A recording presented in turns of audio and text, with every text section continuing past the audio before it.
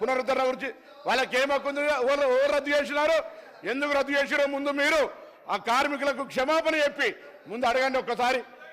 మీరు యూనియన్లు రద్దు చేసి మీరు ఆర్టీసీ గౌరవ అధ్యక్షులు మీరు మీ కుటుంబ సభ్యులు ఉండి వాళ్ళు అన్నమో రామచంద్ర అంటుంటే కూడా చచ్చిపోతే కూడా 50 రోజులు సమ్మె చేస్తే పట్టించుకొని మీరు ఒక్క బస్సు కొనే అధ్యక్ష 10 సంవత్సరాలుగా గౌరవ ముఖ్యమంత్రి గారు మా ప్రభుత్వం వచ్చిన తర్వాత బరాబరుగా ప్రభుత్వం బస్సులు కొన్నది.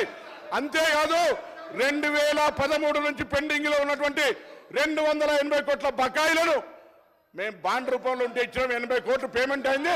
ఆన్లైన్ లో యాజమాన్యం ఇతర అవసరాల గురించి కలుగుతా ఉంది. ఇంకొక మాట అడిగినారు అధ్యక్ష, మేము ఎన్నడూ మా ప్రభుత్వం వచ్చిన తర్వాత కార్మికులకు సంబంధించిన పిఎఫ్ కావచ్చు, కోఆపరేటివ్ సెస్ ₹1 ముట్టలే. 4000 కోట్ల బకాయిలు వాళ్ళ సంస్థ కార్మికుల సొమ్ము వాడుకున్నారు అధ్యక్ష.